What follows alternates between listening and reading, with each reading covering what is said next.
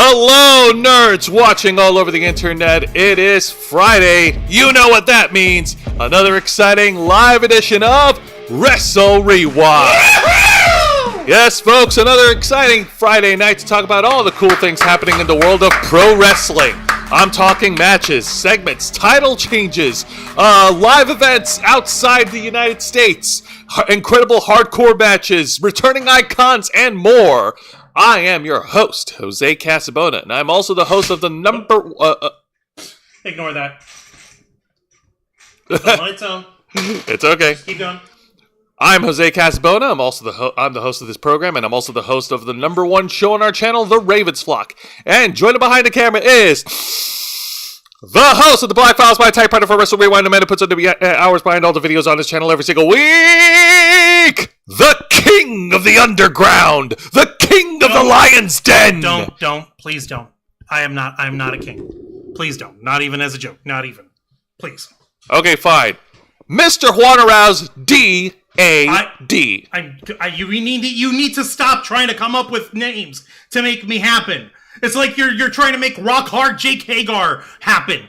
Quit trying to make it happen. It's never going to happen. Actually, after watching season 5 of The Boys, which I haven't finished yet, by the way, Rock Hard is the last thing I want to hear. Exactly. Thank you for that fine introduction to say, don't you ever forget the mister. If you have an empty stomach, don't watch the series. You're not gonna like it. Anyways, so like all our other shows, we are simulcasting on YouTube and Kick. So make sure you hit the subscribe and the follow button. Click that notification bell for all our content. Leave your questions and comments below. We'll answer as many as we can. And if you wish to go above and beyond to support the Ravens Flock, then you can become an inner flocker. And for $4.99 a month, you'll have access to all the perks that comes with our membership. Juan, tell them. Well, for all the inner flockers we've got in our chat, and I know we have plenty, go ahead and show off those lovely membership badges and custom emojis, letting everyone know that you are here to help rescue the Ravens Flock from the clutches of late-stage capitalism to become full-time streamers. Since 2013, we've been working hard, staying strong, making your voice our mission. The only thing standing in our way now is the fact that we have to work 9-to-5 jobs just to keep our lights on. However, there is a way that you can help rescue us all from this dim and dismal fate, and that's by doing what you find folks at home do best, which is supporting the Ravens Flock by liking our content, commenting both during and after the stream, sharing our content across social media to everyone you know and love who has an affinity for geek culture, nerd culture, pop culture, and everything in between. And most important of all, making sure that you and everyone that you refer us to hit the subscribe button and are subscribed to our channel, and that you have the notification bell set to all alerts so that you never miss a beat. The more people you refer us to, the more subscribers we get. The more subscribers we get, the more inner flockers can come out of it. And before you know it, we'll be completely financially self-sustaining to the point where we're no longer just doing this channel for the love of the game, but also as our livelihood. With your help, we can and will succeed. You also get access to members first and members only content, a special discount to our merch store, link in the description below, and you also get access to all of us, the Ravens Flock, your favorite motley crew of nerds, here to make your voice our mission by providing us your thoughts, your input, your feedback, and your ideas to better shape the future of this channel to suit your tastes and needs. But pray tell, Jose, why don't you tell everybody exactly what is it that we do here on Wrestle Rewind? So here on Wrestle Rewind, we review 3 of the most exciting pro wrestling programs in North America today. That is WWE's NXT, AEW Dynamite, and TNA Impact. So we're kicking off the month of August here. We've got SummerSlam has come and gone. I'm not going to review it because I didn't watch it, because fuck WWE for price gouging their audience. But I will review this week's shows. After all, a lot of exciting things have been happening. Kendall Gray is continuing her momentum as the newly crowned NXT Women's Champion. AEW has returned to Mexico City in the famous Arena Mexico for Grand Slam. Arriba, bitches! And TNA is continuing their tapings over in Philadelphia, Pennsylvania, and with plans in motion for TNA Lockdown. So let's go ahead and start off with NXT. Juan, ring that bell. Don't mind if I do. There it is. All right, folks, here we go. WWE's NXT.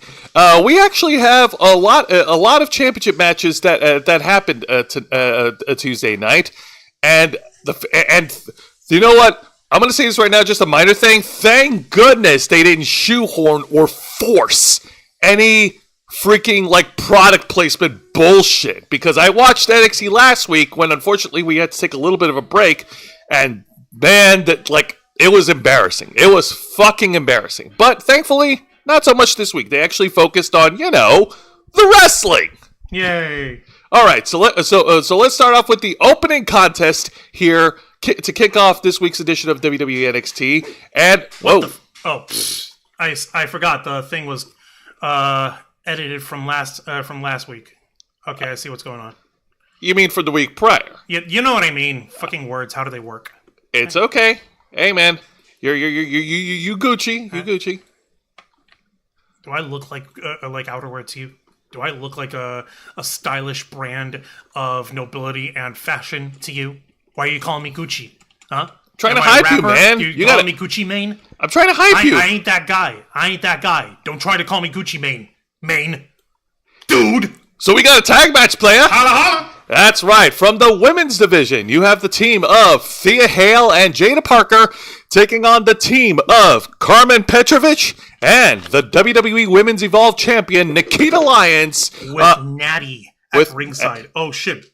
Natty's Baddies. Oh shit. Natty's Baddies. That's a good one. I like that. I'm good like that. Now, of course, the main story is revolving around the rivalry between Jada Parker and Natty. Unfortunately, Thea Hale is involved because 2 weeks ago, Thea Hale cost Natty a rematch against Jada Parker when she threw in the white towel,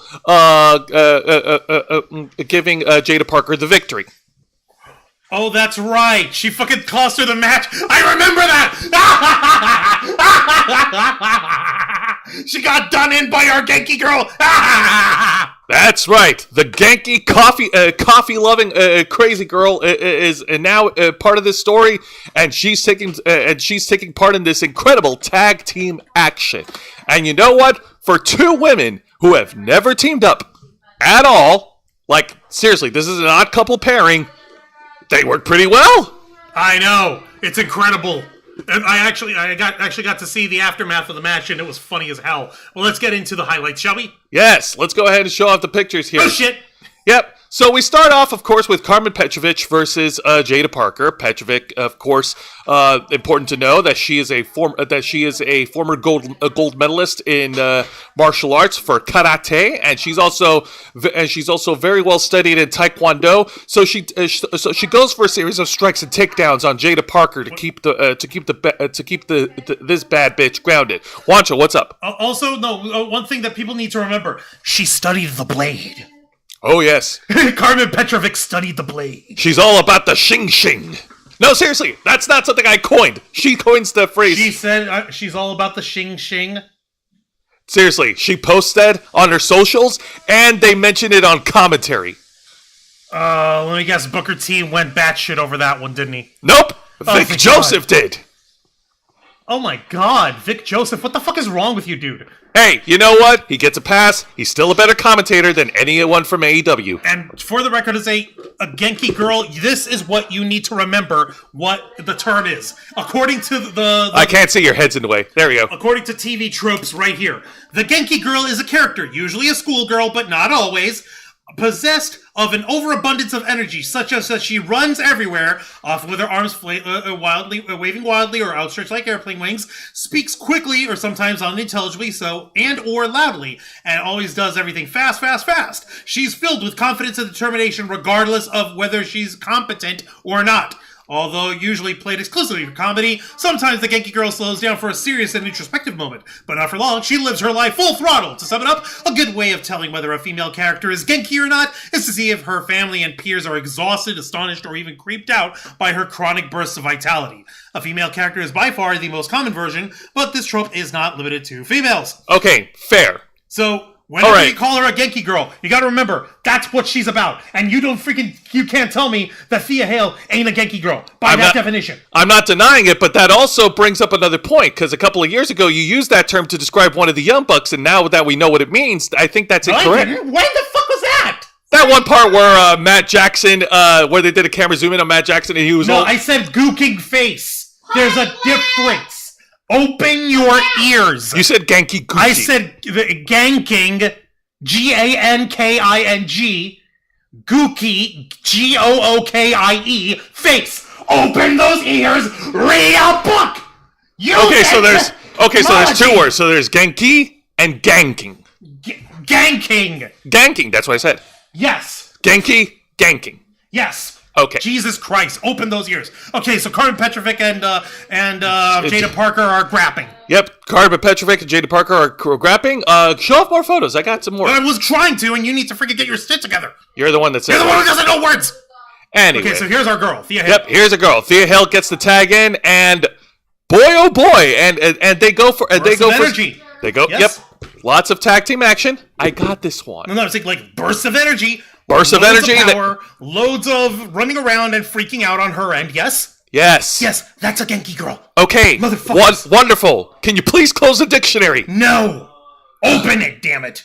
Learn shit. Learn words and what they mean. No, it's Friday. Anyways, So Thea Hill and Jada Parker, they get a little bit of double action here. They knock down Natty's baddies in the ring, and then then Thea Hill got a chance to hit a suicide dive at ringside, knocking out Carmen Petrovic.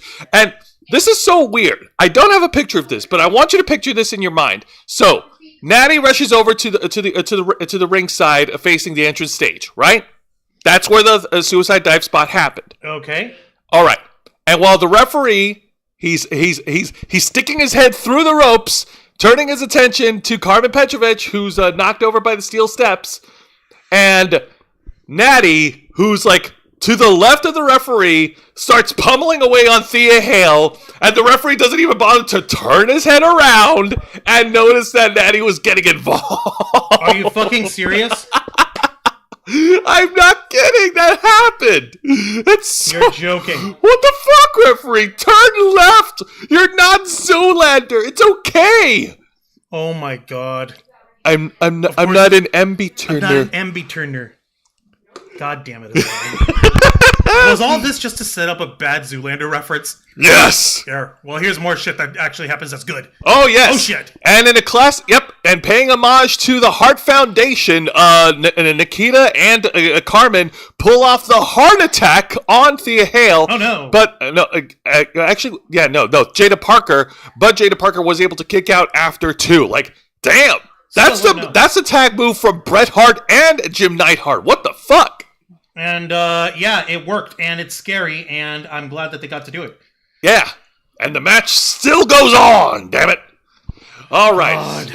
So as we roll through with the match, let's go ahead and keep going here. So Jada Parker gets into the ring, she gets a tag, and she unloads on Carmen Petrovic and Nikita Lyons, knocking both bitches down.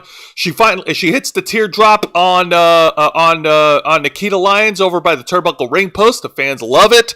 The fans are going crazy for it.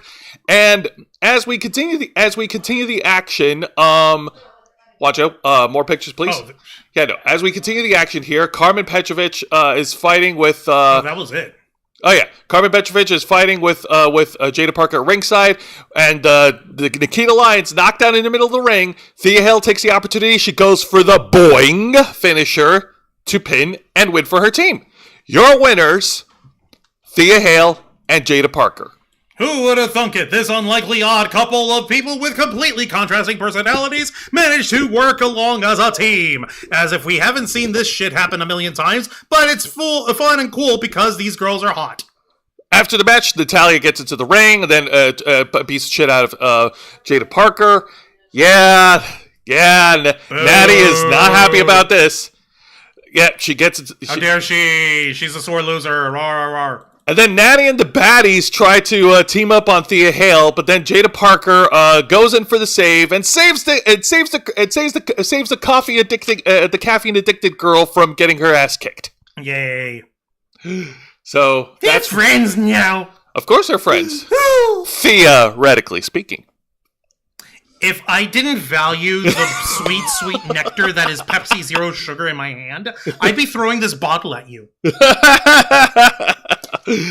Oh my goodness. So yeah, I know, Juan, you were being sarcastic about the odd pairing of Thea Hill and Jada Parker, but you can't say you didn't like it. Hell, you can't argue against results. Hell yeah! Okay, listen, you're stealing all the shit that I would normally say when I'm, like, going gaga over Thea Hale, and I don't appreciate that. All right. How dare you? All right. Enough. But yeah, no, it was. It sounds like it was a fun match, and I am all about odd pairings, and I'm all about tag teams working out, and especially this girl. Thea Hale needs to have been called the fuck up by now. What the hell is wrong with these people? Why are they not pushing Thea Hale? Honestly, I wish I could tell you. There's got to be something, like, because she's doing everything that she can to stand on her own. Mm-hmm. But something is lacking. Something is missing from Thea Hale. And what the fuck could that possibly be? She's got energy. She's got charisma. She's got her ring essentials down. She's got her ring presence down. She's got psychology down. She's got it going on and then some. So what the fuck are they waiting for? Is Shawn Michaels just keeping her hostage or some shit? I hope that's not the case. But Wancho, let me ask you a question. For Thea Hale, as a character in WWE, what is it about Thea Hale that you like that is relatable to you? Like at the core of Thea Hale. Truthfully, she reminds me of Angel. Oh. No compromise, no way of getting around. She's all about herself, and she knows what she's worth. Okay. I say that in the best ways possible. But also, Angel, I'm going to have to absolutely destroy you for your mutaphobic remarks that you've been throwing around lately. Yeah. Shit. Magneto was right, bitch. Shit. Every single time he's out here trying to throw the M slur. God damn it. I'm going to need to smack the taste out of this man someday. Well, speaking of smacking the taste out of men, let's go to the exciting match of the night, and it's a tag match, player. Holla, holla. And this one is for that preschooler again. Ha! This match is for the NXT Tag Team Championship as the team of the North American champion Miles Bourne and Tavion Heights challenge the Vanity Project for the tag belts. So Tavion Heights has been on a losing streak for the past couple of weeks, and he's been taunted and downplayed by the Vanity Project for at the same time. Miles Bourne and Tavion Heights, former members of the NQCC before they broke them up for reasons, and now they're teaming back up again to take the fight to Brad Baylor and Ricky Smokes. Also for reasons. So, let's go ahead and get into the tag team action. All right. So, how does this beautiful little contest of Prima Boy shit? All right. So, we start things off, of course, Miles Bourne is in the ring, and the Vanity Project, using their combined tag team chemistry and their speed and agility, they are able to keep Miles Bourne away from Tavion Heights for a good while. And surprisingly, during this tag match, there was outside interference from Jackson Drake, but there was no involvement with their muscle, Micah Lockwood. That's peculiar. That's very peculiar, because anytime the referee's back's turned when the Vanity Project is involved, Micah Lockwood will either slam the opponents against the steel steps or an object, or she would body slam them. Like, seriously, she would try to get herself involved in their business, their biznaz. Their biznaz, yeah, exactly. She needs to stay the fuck up out their biznaz. All right, so that's some ludicrous shit for you, Jose. Ha! Thank you. Okay, so here we go. Yep. Unfortunately, this onslaught of offense continues for the boys as we go into commercial break, and when we get back, Ricky Smokes has entered the chat, and he's over here flooring Miles Bourne. And hang on a minute, who we got? That's Mr. Quake in the chat. Yep, Mr. Quake. He said, "What a match! Welcome to Wrestle Rewind." Hey, welcome to Wrestle Rewind, Mr. Quake. I hope you had a fun time. If you got a chance to watch SummerSlam, good for you. I saw clips of SummerSlam. I did not like the forced product placement. That's my major gripe. Wait, they had product placement here again? Let me put it this way. After Chad Gable won the Intercontinental title at SummerSlam, which, by the way, well-deserved, he celebrated with his family in the ring, but then the WWE execs had to get the family out of there, rush him out, because he's got to do product placement with the mascot for Mug Root Beer. Yeah. Okay, but that's... Yeah, I know. That's just because you don't... That's because you're not a big fan of Mug, though. Well, that... Or Barks. Even though Barks has bite. Okay, but I like A&W. Sorry. Yeah, I know you do because that's where the best wrestle. A and W, not AEW. Okay. Yeah, sure. Keep trying to exonerate yourself with spelling. Yeah, let's see how well that works out. But let's see how the rest of the match actually turns out. All right, so here we go. We got Tavion Heights who enters the ring. He gets he's a ball of fire. He knocks down both Ricky Smokes and Brad Baylor. Hits a series of suplexes. The fans are on their feet for this former amateur wrestler. Yay! Yeah, and then we get this really cool tag spot. I think that's the next picture coming up, but let's go ahead and show it off because it looks so cool. Is this it? Yeah! Okay, holy shit. Tavion Heights gets Ricky Smokes in a powerbomb position. But Miles Bourne goes to the top rope and hits a missile drop kick, knocking the dude down. So missile drop kick into a powerbomb drop? That's right. God damn. It is so awesome. I love it. Mr. Quake saying Braun Breaker, Mug Root Beer was fire. I like A&W Root Beer Baby. Oba will be world champion and Olympian too. Here's the thing. He can't, Oba Femi can't be an Olympian right now. He's stuck in WWE. But he sure fights like one. True. Miles has a ton of talent. Yes, he does. Yes, he does. Yeah, this is a very nice little tag spot. I dig it. Hells yeah! Now let's go ahead and continue on with this shtick. So after that awesome tag moment here, Looks like Vanity Project tried to meet with their own version of it, but since they're both minis compared to and then fucking what's his face and Miles Bourne. It turns out that the best that they could do at Vanity Project was instead of going in for a missile drop kick, it looks like it was a standing drop kick with an atomic drop instead of a spine buster or a power bomb. Which is cool, I guess. Unfortunately, they got a 2 count because Tavion Heights broke up the pinfall.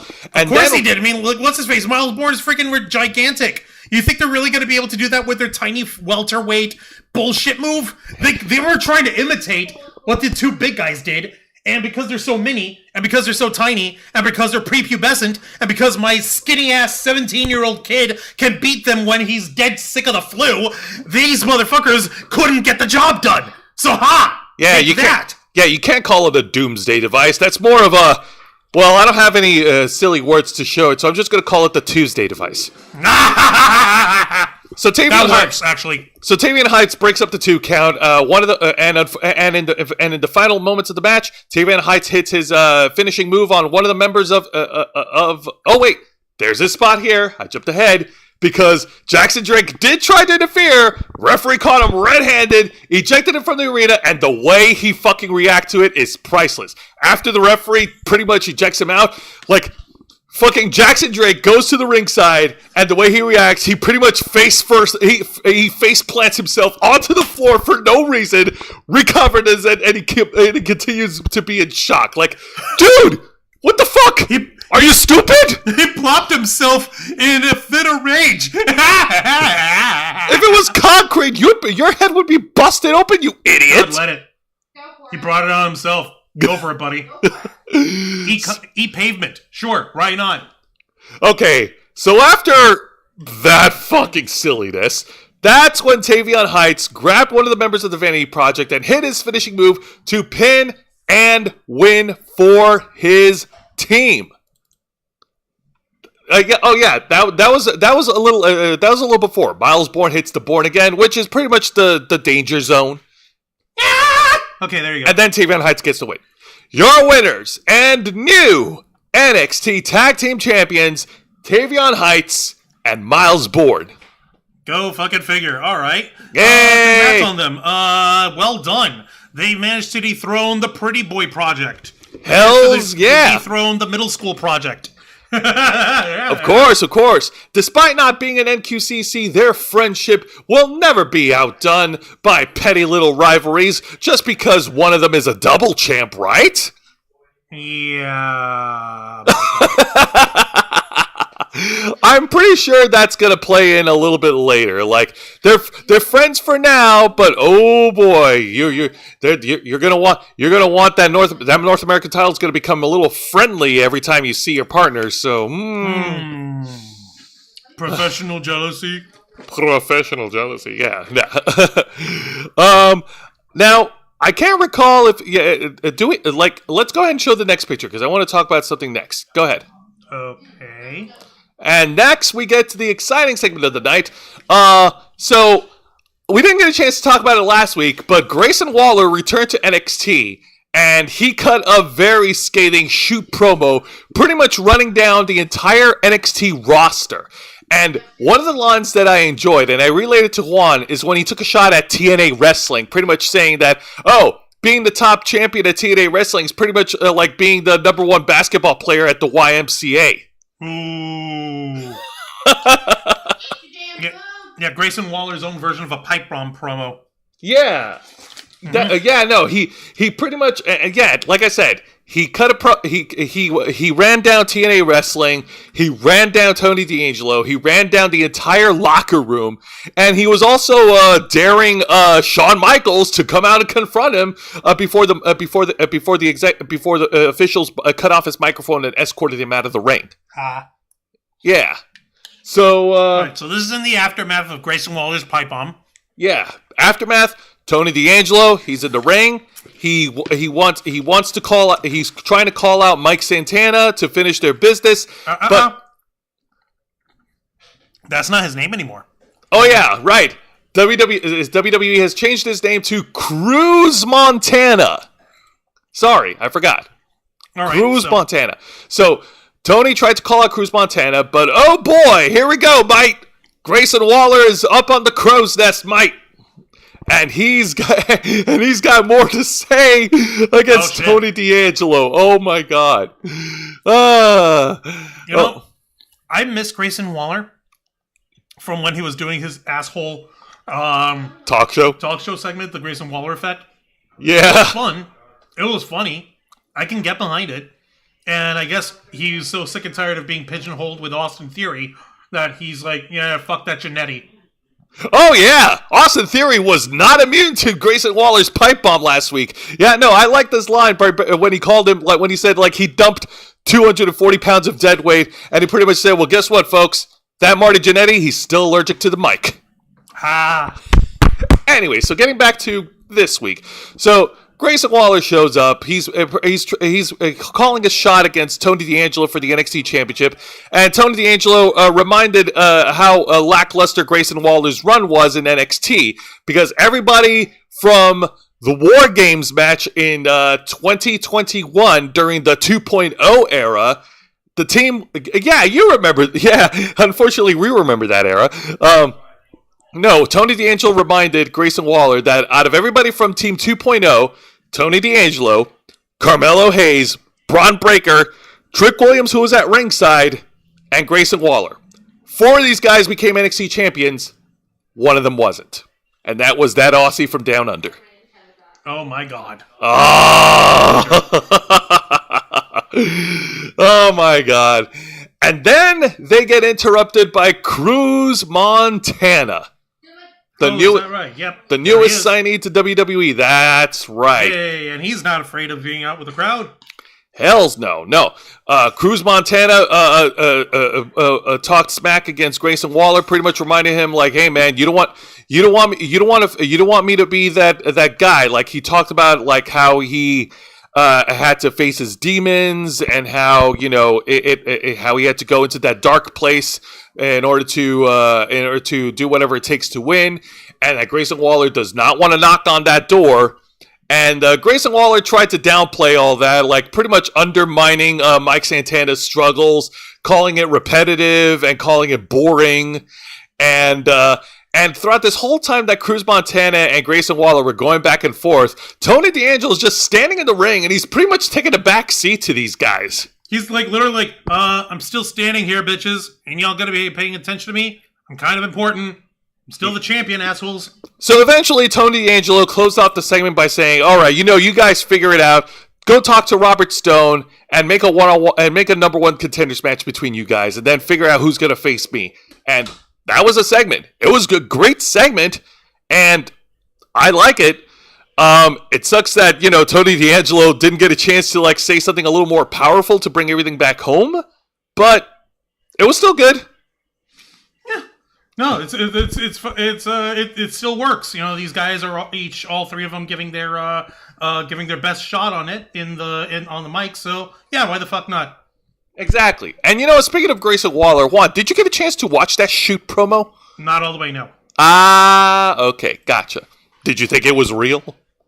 It's WWE programming. I don't think anything on there is real.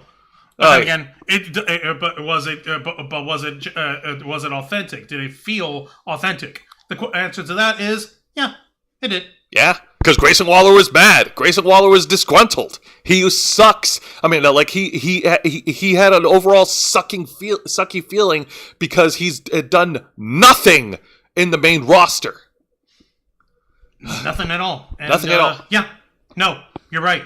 He really has done jack squat the whole time. But at least now he's trying to rebuild himself on that.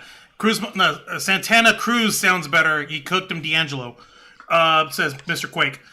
Like, you mean Cruz? Well, Cruz Santana. I personally would have preferred if he just kept Mike Santana. But hey, if he's got to change his fucking name, let him choose it. So sure, whatever. Exactly. All right, now let's go over to the match of the night, and this one is another rematch between these guys, but this one has like such a weird twist that kind of took me out of it. It's a rematch between EK Prosper and Keanu Carver. So, just to provide some background, for the past couple of weeks, and this was during the time I was on hiatus, there was a series of one-on-one matches between EK Prosper and Keanu Carver, and every time they get in the ring, EK Prosper always comes out on top. I don't know if he has 2 or 3 victories over Keanu Carver, but the point is that EK Prosper has got the big guy's number. Oh shit. Oh shit indeed. It sounds like fun. It sounds like fun, and Keanu Carver has been fuming about it. He's been angry about it for the past couple of weeks, launching these attacks on EK Prosper, using Hank and Tank as collateral damage, and everything's just not going his way.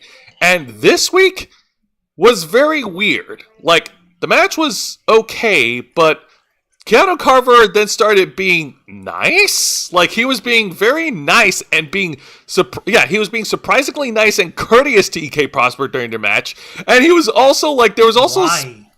I don't know. Apparently, the commentators pointed out that Booker T gave some coaching to Keanu Carver backstage and advised him that he needs to change up his attitude, change up his game. And there was even a point during the match where EK Prosper went for a suicide dive. Both men nearly collided on the announce desk, nearly knocked out Booker T, and Booker T dodged that like a G. And then when they got back on their feet, Keanu Carver turned to Booker T and like just checked him in, like, "Hey, are you okay, buddy? You all right? You good? Okay." Are you serious? Yeah, I'm not kidding. That was so weird. That is freaking weird. Like, I don't understand it. I guess I don't mind the character shift, but I don't know. I liked him better when he was just a savage, like, mean badass, like just beating the shit out of people. Because but you have to have personality, and that means you got to play dinky doinky with everybody. I guess I don't fucking know.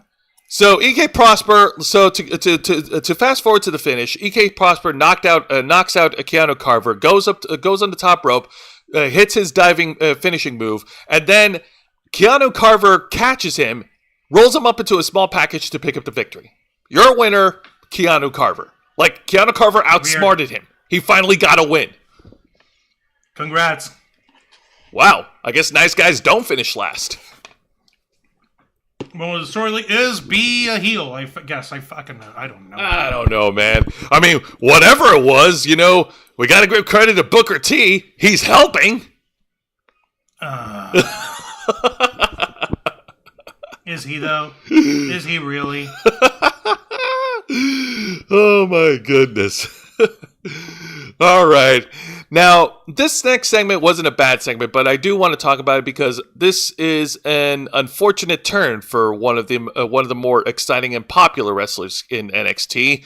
So on last week's edition, Shiloh Hill faced off against Tristan Angels, and Tristan Angels was able to pick up the victory during their one-on-one encounter. Sucks to be Shiloh, but unfortunately, the hits just keep on coming because Shiloh Hill, like during this edition of NXT, WWE shared an Instagram video where Shiloh Hill announced to all the WWE fans that he is out with an injury, and from my understanding, it is apparently a fractured jawbone that he sustained during the match.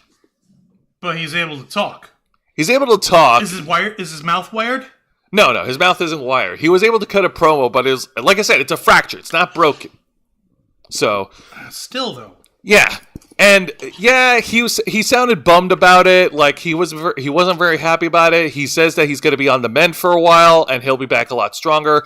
But during this video, like he did manage to save it. He did get the fans. He did get a little bit of cackles out of me because he then went into this huge info dump about how Cam Hendricks might be faking his injury and recovery, and he went into a little bit of a history dump about, oh hey guys, did you know that Pat Patterson was the first ever Intercontinental Champion, and he won it in a tournament in Brazil, and he tried to look for video footage of it, but you mean to tell me he was being a YouTuber? He was being a YouTuber, yeah. He was being his YouTuber self. And he was. And apparently the whole mist thing didn't originate from Japan. It originated in Texas.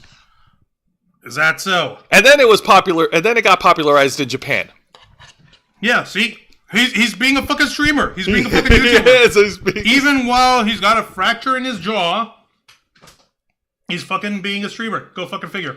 That being said, we do wish a full speedy recovery for Shiloh Hill. Assuming it's a real injury. Assuming that because WWE, you can't trust them with anything that happens on their programming.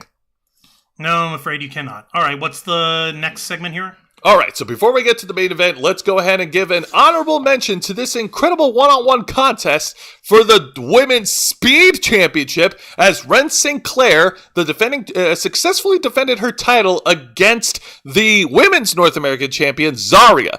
An incredible Yep. It was an incredible 5-minute bout where power meets speed, where Ren Sinclair wrestled circles around Zarya. Zarya was able to shift the momentum in her favor during the match, but as we draw closer to the time limit, Ren Sinclair was able to hit an incredible comeback.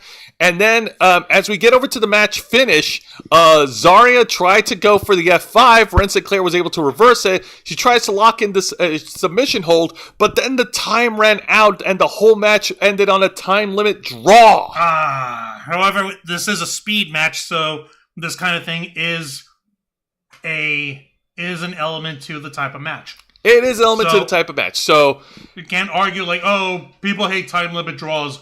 This one has the distinct possibility of there having a time limit draw, and that's the shit that you're cooking, so whatever. And that's fine. I don't mind. I hope these two ladies square it off again, and I hope I hope we get an actual victory from one of the two. Like after the match, Zarya was pissed off about it, and she wrecked Ren Sinclair's shit.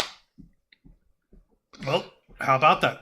All right, now let's go over to our main event. The two of the most popular women in the NXT locker room right now. They're gonna go at it one more time. They're running it back from their last encounter at the Great American Bash with the NXT Women's title on the line in an underground match, as the defending champion Kendall Gray puts her title on the line against Lola Vice. All right, the indie underdog versus the bootylicious badass are squaring off in what I have unironically dubbed Lola Vice's signature match. Like, this has been her match in her time in WWE and in NXT. The underground match was what cemented her as not just a bootylicious badass babe, but also a serious fucking fighter who can eat you alive. Do not let the sexy hair and the booty fool you. She can eat you alive. That is true. And you know what? To add more to the point, if you want to go by match statistics, Lola Vice has had more underground matches than any of the men in NXT. And in each one of them, she won. Natalya, Jada Parker, Shayna Baszler, of all fucking people, and Kalani Jordan. 4 victories under her belt in the Underground match. And Ren Sinclair, this will be her first... You mean Kendall Gray. Kendall Gray. This will be her first time in an Underground match. Like I said, she defeated Lola Vice at the Great American Bash to win the women's title. And here we go. But for those who don't know, Juan, what are these rules? Please. There's no countouts, no pinfalls, and the only way to win is by knockout, TKO, or by submission. Who would have thought, after many failed attempts to try to bring mixed MMA to WWE, they finally got it right. And they got it right by using their hottest asset, which was Lola Vice. Exactly. Like I said, it was nightmarish almost when she went up against Shayna Baszler the first time, but only because everyone thought that it was a shoo-in. Like, hey, Shayna Baszler is a former MMA fighter herself. She was in UFC, right? Am I right? That is correct. And whereas nobody had even seen or heard of anything involving Lola Vice until they realized, oh, wait a minute, she used to be in Bellator MMA. Yeah. So, yeah, and she was a freaking nightmare in the octagon there, for fuck's sake. Exactly. All right. We know about thanks to Raw Underground, MVP Shelton Benjamin and Lashley too have been in matches. He says. Well, yeah, but not only Bellator, yeah. But not only Raw Underground, but WWE have flirted with this shit with the Lions Den matches and the Brawl for All, which the less we talk about, the better. We're not talking about the Brawl for All. This isn't a Brawl for All. I know it's not. No, it really isn't. All right. Well, let's talk about the main event. Here we go. Lola Vice, Kendall Gray, Underground match for the NXT Women's Championship. The ring ropes are completely dismounted. The ring is surrounded by other NXT superstars, and here comes these 2 beautiful brawling birds here.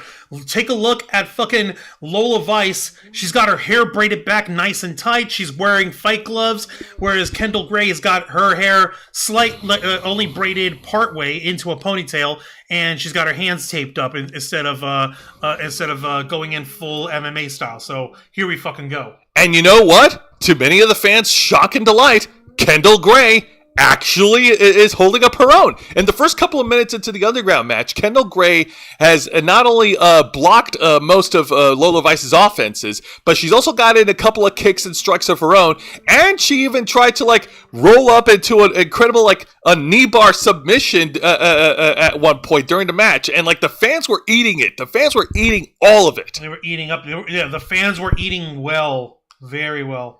All right, but then we get to this one critical moment that happened during the match. Now, the fight eventually spilled over at ringside, big shock, right by the announce desk. Kendall Gray drives Lola Vice back first onto the steel steps. All right, Kendall Gray gets back onto the ring, onto the edge of the ring. She tries to go for a running kick. Lola Vice sweeps the leg from Kendall Gray, and Kendall Gray falls face from the camera view, face first onto the steel steps, resulting in her gashing her right ear open. God damn! WWE had the damn. They got cojones to show it off. Serious temerity of them. God damn, unbelievable. Normally WWE's MO would be not to show that shit off and try to wipe away the blood, because they did it before. Usually, yeah. But the thing that kind of made it feel a little too cartoony was the way that they ended up taping up and bandaging Kendall Gray's ear. They didn't just cover the ear up and try to get a stitch wad on there. No. Instead, what they did was they put her part of her ear taped under with freaking gauze, and then they wrapped that shit around her head. Yeah. There's only some I'm sorry, but that seemed a little too cartoony for me. Kind of reminded me of how Mankind was taped up in Hell in a Cell 98. And yeah, that's it's not it just feels like that was a bit too much. Comedic. We could guys, if the injury is just on the ear, you can tape up the ear. You can get a gauze pad and tape that onto the ear and then tape the ear down without it interfering with the rest of her head. Because otherwise, she kind of looked fucking goofy But yeah, I'm gonna keep that as far as I can go, as far as it goes when it comes to the actual criticism in the match. But that's just me being persnickety about whether or not Kendall Gray still looked badass or whatever. Her actions in the ring speak for themselves. It doesn't detract from the rest of the match. And you can even tell, apparently, Lola Vice was taking that a little hard, too. She's like, ooh, fuck. Yeah. Like, hey, I'm just trying to beat your ass. I ain't trying to kill you. Exactly. And when we got back from the commercial break, Lola Vice continues the onslaught of offense against Kendall Gray. Gray tried to fight back with a series of high-angle exploder suplexes, even dropping down the straps. But the ear, like the strain of the in the ear. They're even trying to tell her tell him in commentary, like, oh hey, with that injury on the ear, she may have a loss of balance on there. Like, okay, but she's not exemplifying the loss of balance. She's not displaying it. Exactly. So while Kendall Gray's on her knees trying to work through the pain, Lola Vice continues to bring the pain in the best way she can with a series of kicks. Ha. All right. But of course, like I said, here's the straps come down. That's when the straps come down. That's when she's hulking out, brother. Mm-hmm. All right, but again, the pain is just too much for her to do so. So, as we continue on, there was a point where Kendall Gray did catch Lola Vice's leg, and she locks in the ankle lock to submission onto the former champion. But, as we all remember, in the world of professional wrestling, turnabout is fair play. Lola Vice was able to break out of the submission hold and then lock in the ankle lock of her own. Goddamn! I know it's a freaking terrifying shit. Well, yeah, it's a high intense competition between two women who are trying to get a leg up over the other. I see, and that just goes to show how these leg up, What, you think I wasn't gonna catch that? Huh? Fuck you, buddy. Oh my I ain't God. falling for your shit. Alright? In all seriousness, it just goes to show Kendall Gray's resilience. It shows that she's still cogent in the ring. She's still cognizant of everything that's going on. And she's trying like crazy. And she's not losing her balance, Vic. Like, come on. Yeah, no, seriously. Let's continue on with the match over here because this is such a beautiful display of cacophony and madness. So after an exchange I can't get over how goofy the bandage looks. It's too distracting. I'm sorry. It's too distracting is what it is, yeah. So after an exchange of ankle locks, both women were able to find their footing. They get into this spot here where Lola Vice tries to knock Kendall Gray out of the ring again, and then Kendall Gray was caught by Hank and Tank, who just slightly push her back in onto Lola Vice. Kind of lumberjacking him. Both women are knocked down, and then Lola Vice, and it looked like she just woke up and just started choking out Kendall Gray as they were collapsed. What's her face? Kendall Gray plopped on Lola Vice. Lola was out cold for a second, and then woke the fuck up and cinched in with this freaking rear naked choke of doom. Maybe she must have envisioned something cringy, and then she's like, "No!" No, she's trying to remember, Damien, I have work in the morning. Get off! And Damian Priest's like, joke's on you, I'm into that shit. Alright. So she tries to choke out Kendall Gray, trying to get a technical submission, but Kendall Gray will not go down. She eventually breaks hold of the chokehold. Both women continue the fight, and then we get over to the finish of the match. So let me walk you through here. Lola Vice goes for the spinning back fist, but Kendall Gray ducks. The referee gets knocked out. Oh no! The referee is knocked down, and while Lola Vice tries to get the referee to get back on his feet, like at ringside, Ren Sinclair, she's reaching out to try and psych her friend out to continue fighting. Get up, you son of a bitch! Because Ren loves ya. Because Ren loves ya. And fucking she smacks Kendall Gray in the face like, this is your opportunity, this is your moment, you're a champion, don't fucking give up, you can do it, rawr. Which is a lot more effective than Marina Shafir fake slapping Jon Moxley. Marina, please. The entire gag of your faction is that you're all hardcore badasses who take no shit. You can't be too scared to smack a man in the face. Wancho, God damn it, woman. You're talking about a woman who's allergic to the microphone, and her best one-on-one encounter is with a turnbuckle. Ha. Anyways, so after Kendall Gray gets psyched out, Lola Vice then jumps on top of Kendall Gray, lays in a series of hammer fists, but then Kendall Gray grabs counters one of the fists and then locks in her armbar submission hold to force Lola Vice to tap out. And it wasn't just a submission; she also hooked it around Lola's neck as well in order to apply that extra bit of pressure there. Mm-hmm. Holy shit, fuck. You're a winner. And still, the NXT Women's Champion, Kendall Gray. Holy shit. And most importantly, this is also the swan song of Lola Vice's time in NXT. That's it. This is her last match, and this is her one loss on the NXT Underground match. She lost her own match.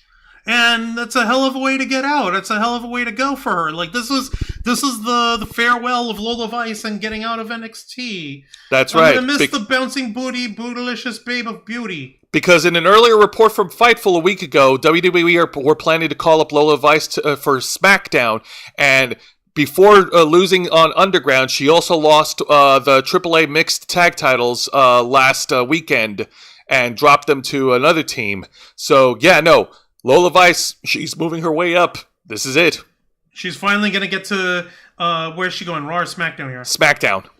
Oh, okay, great. Then she's touring with her boyfriend. Exactly. And don't worry, Lola Vice. Even though you didn't capture the championship, you're at least going to still get the trademark of Vice City because WWE locked it down. Suck it, Rockstar Games! We're going to get Vice City references in WWE before GTA 6. Oh! You need. Sorry, I got too excited. Yes, you did, and you. Fucking wait a minute. There. Okay, are we good? Are we? You tell me. Are we? Yes. There. Fuck. Oh man, but sorry, got a little too excited, but yeah, that was pretty awesome, man. Best of luck. Congratulations to Lola Vice. Congratulations to both these women. They did great. They did an excellent job, and we're happy for them both. I'm very pleased, even though I'm going to miss watching that bouncy booty, bootylicious babe. We still have Jada Parker. Bouncing booty, bootylicious babe! I don't see Jada Parker throwing it back. Do you? I didn't think so. You still have to get Hale. Bouncy booty, bootylicious babe! Okay, Juan. This motherfucker doesn't know words. Okay, Juan. I mean it. This guy doesn't know how words work. Nikita Lyons. Almost. Almost. Yes. You've got me there. However, Lola Vice got that Latina heat going on, man, and I'm gonna. Oh, now you acknowledge it. I've been acknowledging it, you hobo. Where have you been? No, because when she first pointed out a few years ago, you were like, "No, you can't say that. You're not Eddie Guerrero." I have to say that because you can't say that because you're not Eddie Guerrero. No one's Eddie Guerreroing over here. What the hell's wrong with you? This food is great, by the way. Of course it's great. K-Storm made it. Hi, K-Storm. Thank you, K-Storm. All right. She can't hear us. She's in your headphones. All right, Juan, it's time to pack our bags because we're flying over to Mexico City, baby, because AEW is returning there for the Grand Slam Mexico. Let the fuse hit the boom, Dynamite. Ole! Hijo de putas. Yep. This year's AEW. Maricones y cobardes. This year, All Elite Wrestling makes their return at the historical Arena Mexico, the stomping grounds of where Lucha Libre was born. No, it ain't. Well, according to freaking maybe Excalibur, I know. fucking maybe. What about Dominic? What about him, Mr. Quake? Dominic Mysterio doesn't count. Okay, I'm talking about babes. I'm talking about whammons. He is not a whammons. Now, if you've got a thing for Dominic, I'm not going to hold it against you because there are at least three other women in the world who've got a thing for Dominic Mysterio. All right, one of them just so happens to be his actual wife. So I ain't going to bug him on that. And if that's your deal, then that's your deal. But that ain't my deal. My deal is for the ladies. I love the bitches. Hell yeah, hell yeah. You heard it from the boss's mouth. So now let's go over to some tag match, playa. Holla, holla. We open up Grand Slam Mexico with an 8-man tag match as the team of the Young Bucks teaming up with the AEW World Tag Team Champions Cage and Cope take on the Death Riders.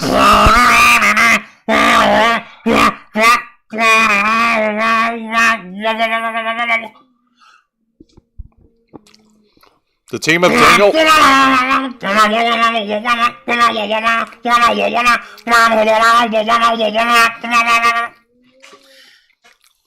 Yeah, that's how much regard I have for Moxley and his stupidity. Mm-hmm.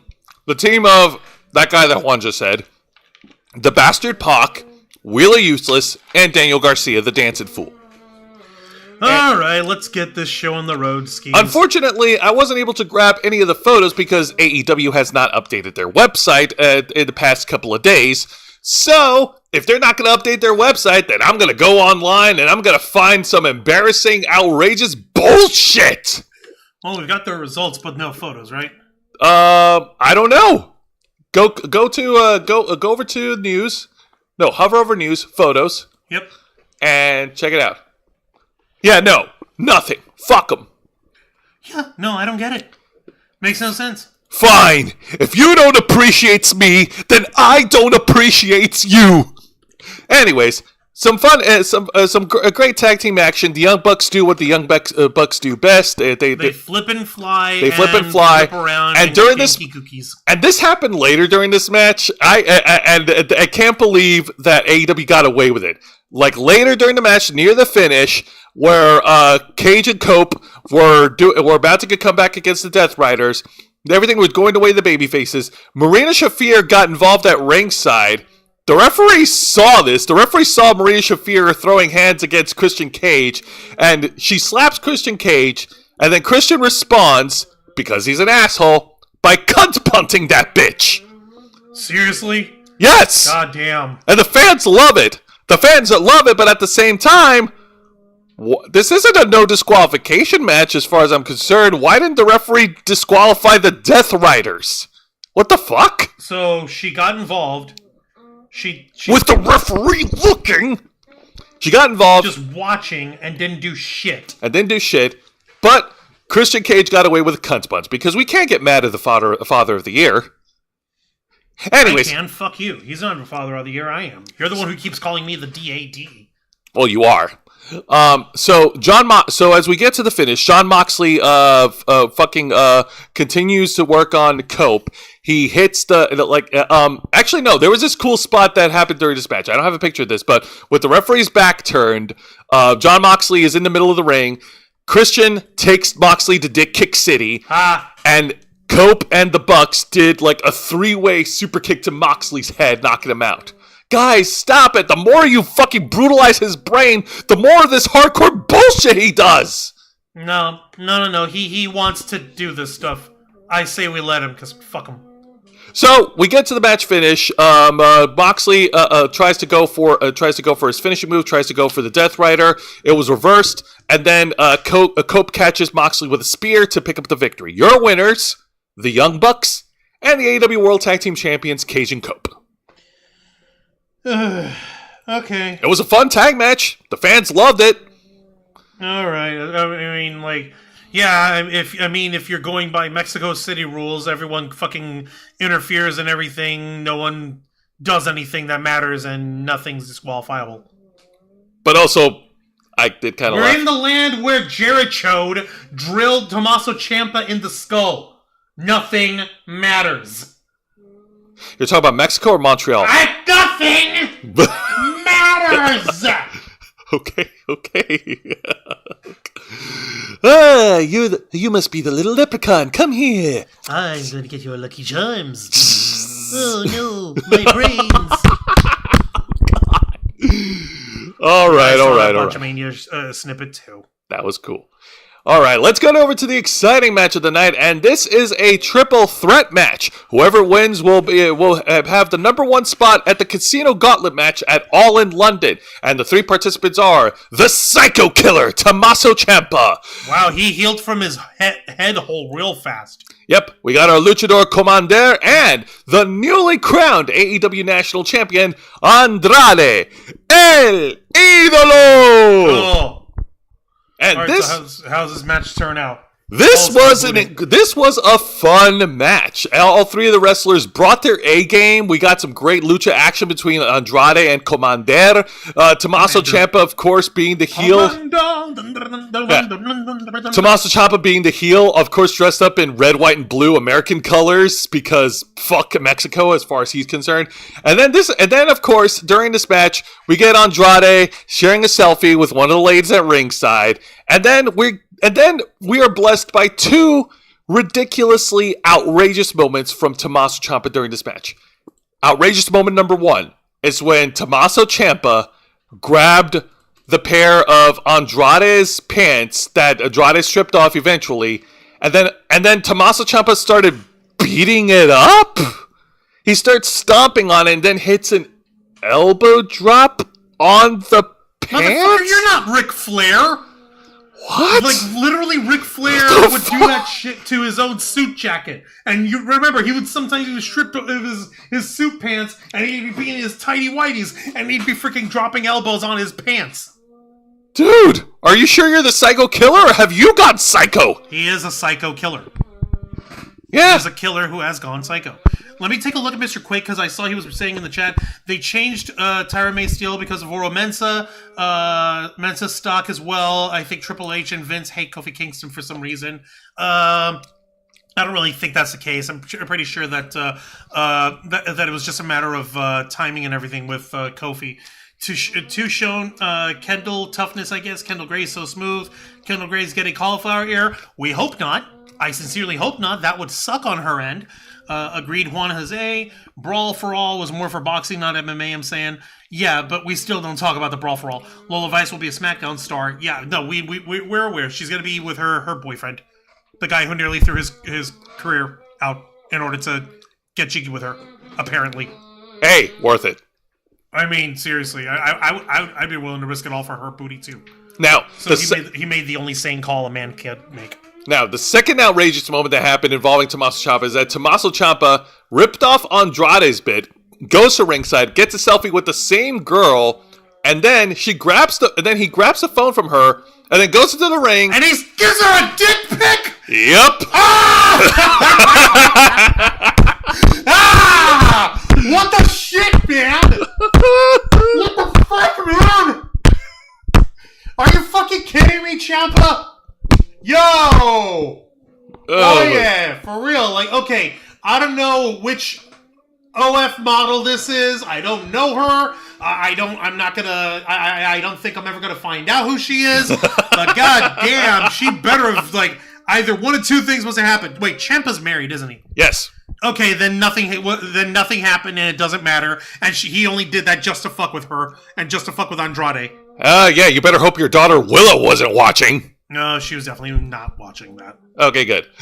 So after pasó el pack en televisión. Ha ha ha. So after Seriously? that viral moment, we get over to the finish. That's just fucking goofy. Yeah. Okay. Tommaso Ciampa. I'm just like ha ha ha. Tommaso Ciampa is knocked out by Andrade. Andrade hits the DM to Commander to pick up the victory. Your winner, and going into the Casino Gauntlet at number 1, Andrade El Idolo! Hey, congrats on him. Arriba! Congratulations, Andrade. Yes.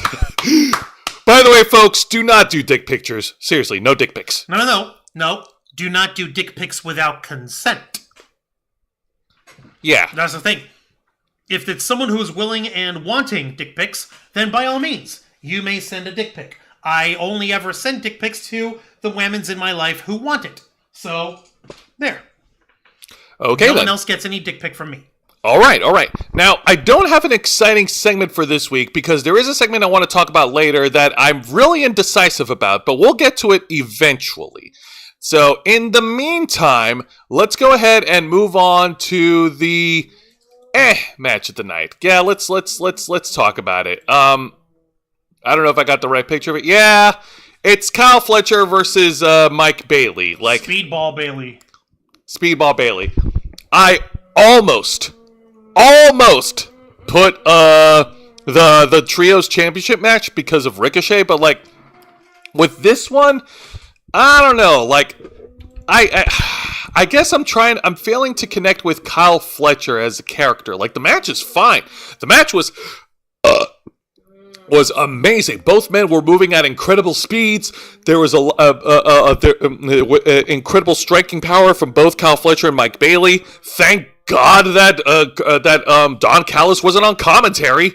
Good. Fuck him. Yeah, exactly. Good thing the commentary desk was blocked off, so thank God for that. But no, like I said, the match was fine, and that's the best way to put it. It was fine. But I can connect with Mike Bailey because, yeah, he's I get Mike Bailey's character. He's a martial artist. He's all about the kicks. He's disciplined. He goes by a code of honor and respect, and that's something. He lives in a Mojo Dojo Casa house. Shut up.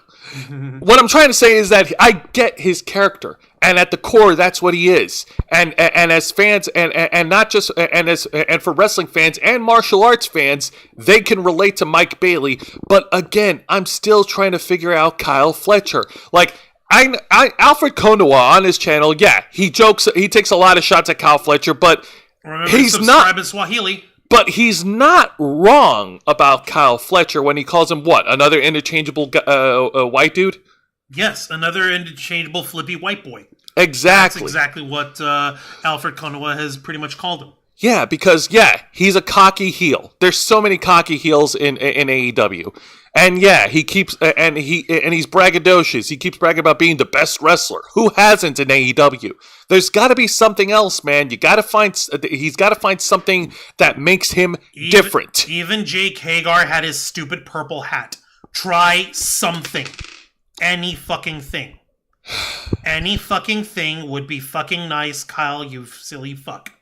So anyways, Kyle Fletcher retains and is still the international champion. All right, like I said, the match is fine. I'm just having a hard time connecting with Kyle Fletcher as a character.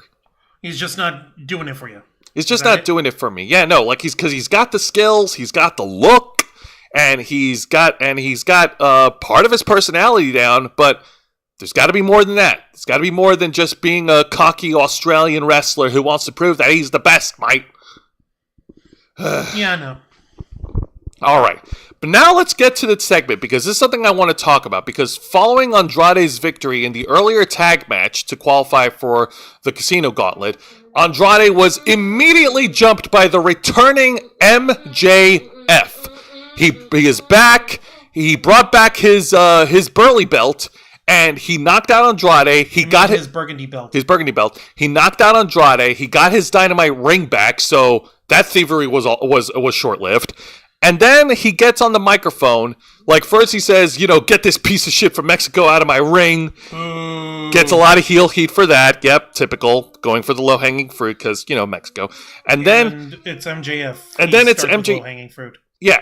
And then MJF, then was complaining about how he was robbed at Beach Break from Kenny Omega and Will Ospreay, how they robbed the AEW World Title from him, and that Omega is not the real champion. And then he's proclaiming himself as the real world champion, and then he still has that title, which you see right here. Yeah, his big Burberry belt. There we go. Yeah, and he's going to, and he's also declaring his entry into the Casino Gauntlet match at All In, so that he can win his title back.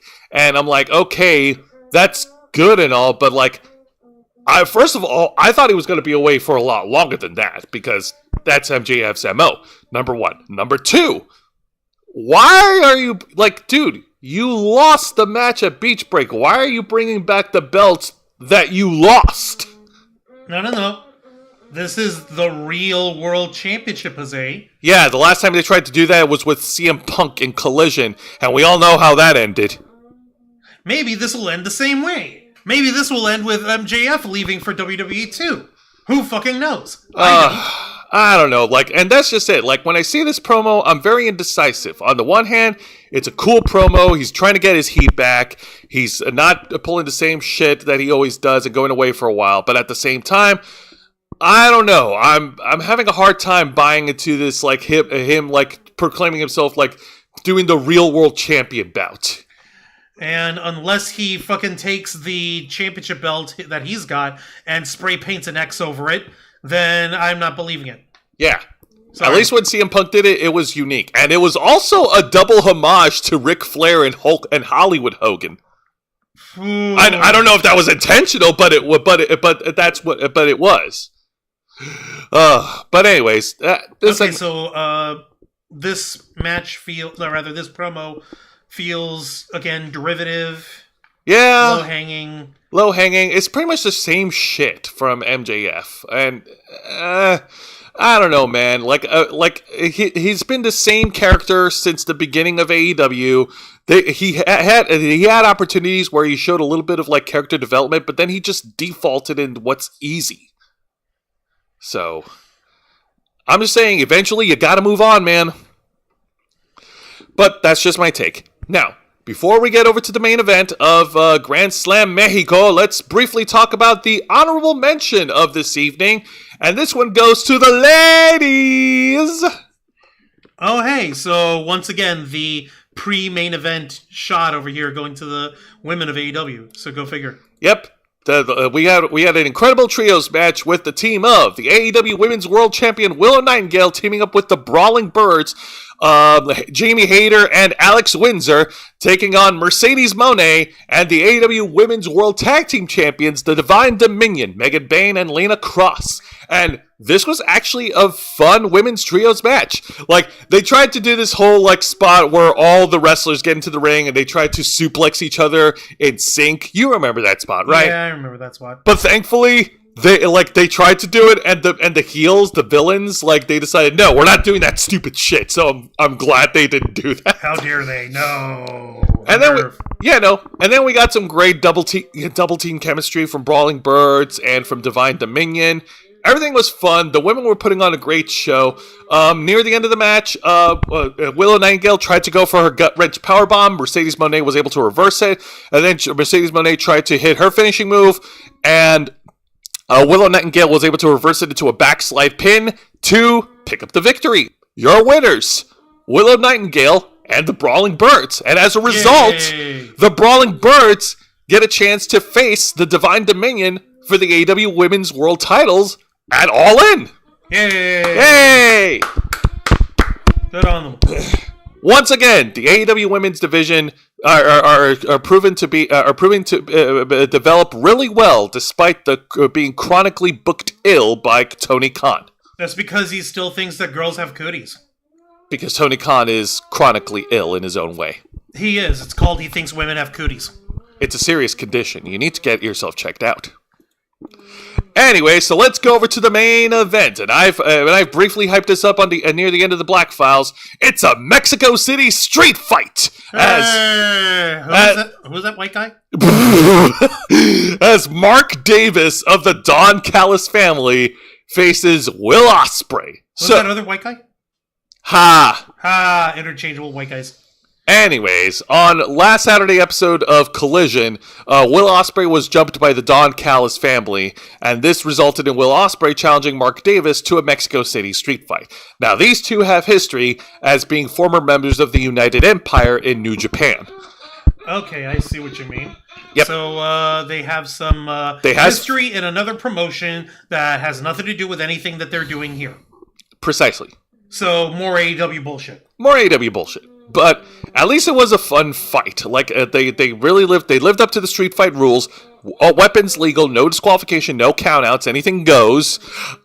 Lazy booking. Exactly. They brought out a lot of the weapons. They brought out steel chairs. There was a random tire by the side of the entrance ramp that Will Ospreay found. Like, just some random tire. It's so weird. I've never seen that in a hardcore match, but here we are. Fucking tire? Seriously? A fucking tire, yeah. He brings in a tire. Mark Davis knocks out Will Ospreay, and then Mark Davis body slams Will Ospreay onto the tire. Ow. Nice. Very nice. Mr. Quake was saying it's been 3 years since AEW was at Mexico, and he's saying that what's his face? Kyle Fletcher's gimmick is that he's the Australian Randy Orton. That's not a gimmick. That's just gimmick infringement. He needs an identity of his own. And he also says, I may have had a root beer mug float Sunday. That sounds inviting right now. A root beer float, you mean? Yeah. Anyways. Well, it sucks to suck because you're not getting them. Ha! Hey, shut up. So, and then, of course, during this match, Mark Davis was able to bust Will Ospreay open, so Ospreay's bleeding buckets from his head. Oh no! And then when we get back from commercial break, Mark Davis continues the brutality onto Will Ospreay. Will Ospreay is able to fight back, and he brings in a barbed wire steel chair, knocks Mark Davis head first onto it with the chair, and Mark Davis is now bleeding. Now everybody's bleeding in the ring, and the Mexican fans are loving it. Mark Davis tries to go for his finisher. Will Ospreay was able to reverse it, and then Will Ospreay then wraps his arm around, I think, with barbed wire, and then goes for the hidden blade, hitting Mark Davis face first to pick up the victory. Your winner of this street fight, Will Ospreay. I like how, actually this kind of reminds me, on social media, I was like looking around, and then somebody was making a big deal of, oh, Mark Davis is such a big guy, and somebody else pointed out, like, the guy's 6'2", he's 240 pounds. He's an average-sized guy. There's nothing big about Mark Davis. Stop hyping him. Who the hell said that? No, it was just random comments I found on Facebook. Okay, here's the problem, though. This is not All Elite Wrestling is not a promotion where big guys can thrive. No, okay, you know what? Here, you just put that fork down. Put that shit down. Mm-hmm. Give me your hand. Mm-hmm. Give me your fucking hand. Here, tag it. Ay, caramba. Get your ass over there. You sit over here. You sit down. You sit down. You shut up. Yeah. Show you how this shit's done. Hi there, folks. Juan Arouse here, one of the heads of the Ravens flock, host of the Black Files, the tech guru of the team, and Jose's tag team partner on Wrestle Rewind. So, what I was going to try to say here is, first off, I'm stealing one of Jose's Oreos. He can't stop me. This is what happens when I'm tagged in his place. There is nothing he can do. At all. Ever. So take that and a bag of chips. That's number one. Number two. All Elite Wrestling is where big wrestlers go to die. Think about it. W. Morrissey. No move. No fucking momentum. No fucking push. Nothing. Ended up returning to WWE. That's number one. Number two. Mark Davis. Jake something. Jake Doyle. Whatever the fuck. Both of them lost to the Don Fallis family. Gonskis. The Hurt Syndicate. Three of the biggest men, even if you're not talking about size, but I'm talking about the biggest personalities that All Elite Wrestling was able to miraculously get a hold of. And where the fuck are they? Oh yeah, nowhere to be found because Tony Khan might be stealthily racist. But that's a different story. So now we've got Mark Davis jobbing off to Will Ostrich. Tony Khan idolizes wrestlers that remind him of himself on a physical level. Smaller dudes, lighter dudes, and guys who bounce around the fucking wall the same way Tony Khan does when he's on a coke bender.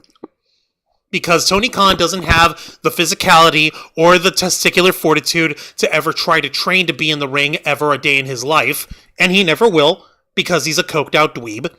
But more importantly than that, Tony Khan pushes these guys because through these smaller dudes, he can live vicariously as if he was the great winner, as if he was a victor, as if he was a somebody. It's the same with all professional wrestling promoters. They're going to push the kind of guys that they like, the kind of guys that they're interested in. Vince McMahon pushed big guys because he saw himself as a big guy.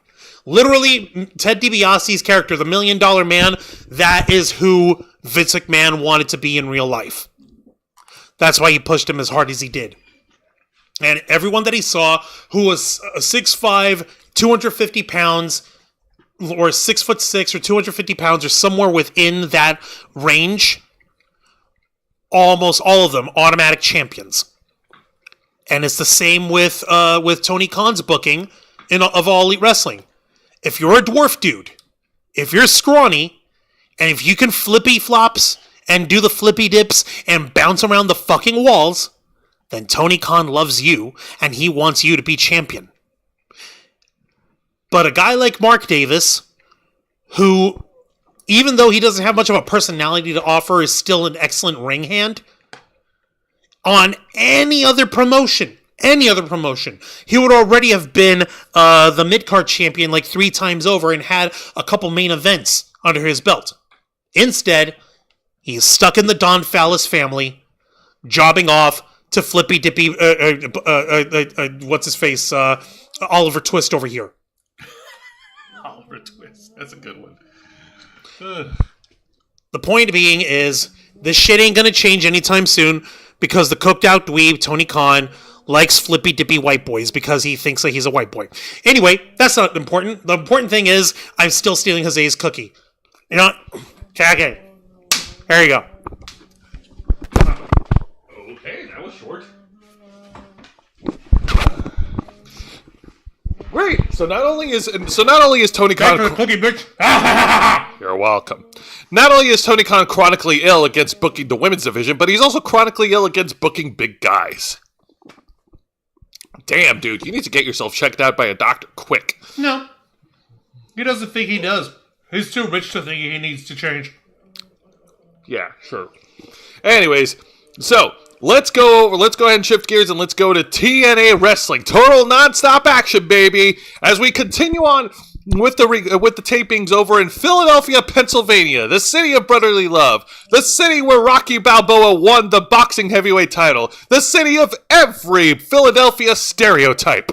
You mean the city that gave us the Fresh Prince of Bel-Air? Yes, in West Philadelphia, born and raised. All right. So let's go ahead and start things off. We start off some great one-on-one action as one half of the GOATs, one half of the TNA World Tag Team Champions, Matt Hardy, faces off against Ryan Nemeth. Big brother! Ryan Nemeth. By the way, Juancho, do you remember Matt Hardy version 1? Do you remember V1? Yeah. Do you remember the Matt Hardy facts that he would share on SmackDown? Yeah. Well, we're bringing it back, bitches! Because in an incredible reference to the V1 era of Matt Hardy, as Matt Hardy made his entrance into the ring, I have a picture of it. Go ahead and show it. Oh, really? Yes! Oh, is that so? Okay, well, let me fucking take a look over here then. Yeah, in a reference to the V1 era, we get a matter of fact from Matt Hardy, where it says, Matt is a better actor than Ryan Nemeth. Yes! That is so fun. I expect there to be more of this. And I like this new character shift for the Hardy Boys. Like, they're the goats. But this kind of feels silly because now they're wearing goat masks? Like, dudes... $10 says that was Jeff's idea. I'm guessing so. Like, listen, it was cool when those drugs fried his brain for a minute. Listen. I don't know if you know this. When the Wyatt family wore those masks, that was cool because it was creepy as shit. But, like, when you call yourself a goat, you don't actually wear the goat. Bryan Danielson didn't wear a fucking goat mask when people called him a goat. Okay? He let the beard do the talking. Ha. Anyway, so, Matt Hardy versus Ryan Nemeth. And unlike AEW, they have photos for this week. Oh, good. They actually showed us what we can actually look forward to in the match. Yay. Okay, Hells yeah. So we got Neckbreaker by Ryan Nemeth. Yeah, no. So in the early couple of minutes of the match, it was actually Matt Hardy's game. Matt Hardy was able to keep the young Ryan Nemeth down for a couple of minutes, and at one point he tried to do an earlier attempt of Twist of Fate, but Matt Hardy was shoved over to the ring ropes, and Nick Nemeth swept the leg from under Matt Hardy, turning the match in favor of his brother. Ryan Nemeth continued the punishment, as seen right here, the aforementioned neckbreaker. He continues to wear down Matt Hardy until Matt Hardy was able to mount a comeback, and he starts going all broken against Ryan Nemeth. Yeah. Yep. Yeah. Slamming Ryan Nemeth's head against the turnbuckles while shouting delete, and hitting the Hardy elbow drop for good measure. Yep. And hitting the side effect, which unfortunately got a 2 count. And then having enough of Nick Nemeth's bullshit, Jeff Hardy, who was also at ringside, runs over and starts beating the shit out of the TNA World Champion. Wait, are you serious? Yes. Just starts like, fuck it? Yep, starts beating up because he keeps meddling in. He keeps meddling into their business, and he don't like that. So, I mean, I don't blame you, but goddamn, that's scary enough without the face paint. And Ryan Nemeth, who is so worried about his big brother, is distracted, which allows Matt Hardy to hit the Twist of Fate to pick up the victory. Your winner, Matt Hardy. Yay. V1! Oops, I did reverse. V1! No, you had it right the first time. Oh, I did? Okay, yes. Sorry. Version 1. V1! Yay! I like those matter-of-fact little snippets. Matter-of-fact. Didn't he have a different name for it back in the early aughts? Maybe. I don't fucking remember. Because that was funny. That was really good. I actually enjoyed that. But... True. Also, Jeff, why are you still wearing that custom world title? You're not a champion! You're not the world champion, He's not dude! a world champion of anything! No, motherfucker, him and MJF are doing the same shit. They're trying to rock their championship on something that they don't have a championship about. Oh my god. Jesus Christ, man. What is wrong with these peoples? Yeah. Alright. Wow. Okay. So they're the World Tag Champs, and he's wearing his Jeff Hardy... His vanity title. Yeah, he's wearing his face. He's wearing his face. Oh man. There's a perverted joke there somewhere, but I'm too fucking... I can't think It's the only way he can suck himself off. There you go. Oh! Next match. Let's get to the exciting match of the night in the semi-main event for the TNA Knockouts World Title as Xia Brookside defends the championship against NXT's Wendy Chu. Yay! Okay, so there is going to be some sort of play between these ladies. Hells yeah! A former NXT alumni taking on a current NXT star? Fuck yeah! Whoa, hang on a minute. I felt something very weird. Whew, I'm fine. I'm okay. I know you're upset because I stole your cookie. I'm still not sorry. No, that's not that. Hang on. He got too excited. Yep. Okay, my heartbeat stopped for a second. I'm okay. I'm alright. Alright, continue the match then. Alright. Anyways. So, Xia Brookside versus Wendy Chu. So a couple of weeks ago, Xia Brookside cost Wendy Chu and Elena Black their tournament match for the Knockouts TV title, getting them both eliminated as a result. And Wendy Chu issued a challenge to Xia Brookside, and this is how we got our match. And here we go. In this incredible semi-main event, Wendy Chu was dominant for the first couple of minutes. Xia Brookside then took control, and she is just a mean little bitch. She is an angry slice of pie. Pie. Ooh, yeah, no. She keeps grounding Wendy Chu, choking her out over by the corner of the ring, and she hits the freaking running Meteora right behind Wendy Chu, but it was only able to get a 2 count. Some great, incredible action, and she's selling it like she's more angry, like showing her vicious side, and everybody's enjoying that. However, and then we get this very unique submission hold over It's here. not a surfboard stretch. What the fuck kind of stretch is that? I don't know. I don't know what kind of submission hold that is. That looks so weird. No, it reminds me of a surfboard stretch. Is that wrong or? It's not a surfboard stretch. It's definitely not a lotus lock. Oh my god. I don't know what to call it, but it looks great. It looks cool. So, but Wendy Chu was able to break out of the submission hold, and then she hits her comeback. She hits her with a series of strikes. The fans are coming alive. Fans of Philadelphia are coming alive for Wendy Chu. Wendy Chu then tries to go for her finishing move, but Xia Brookside was able to fight back from it, and then before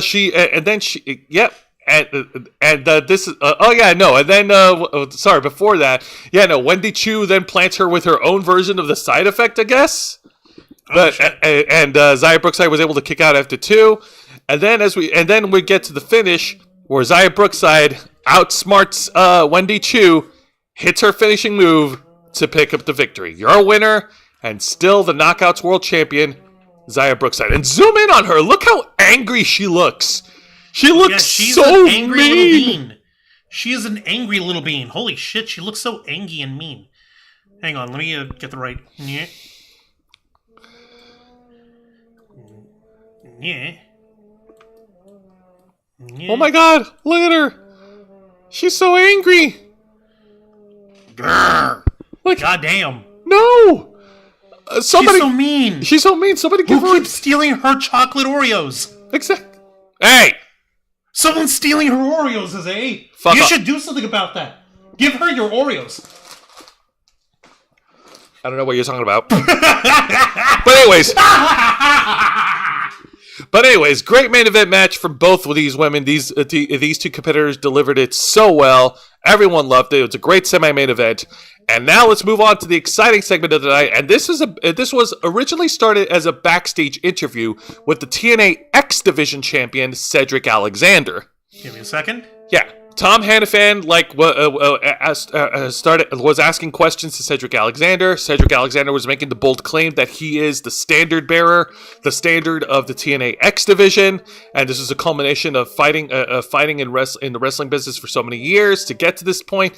And then he was interrupted by Leon Slater, the guy on the right.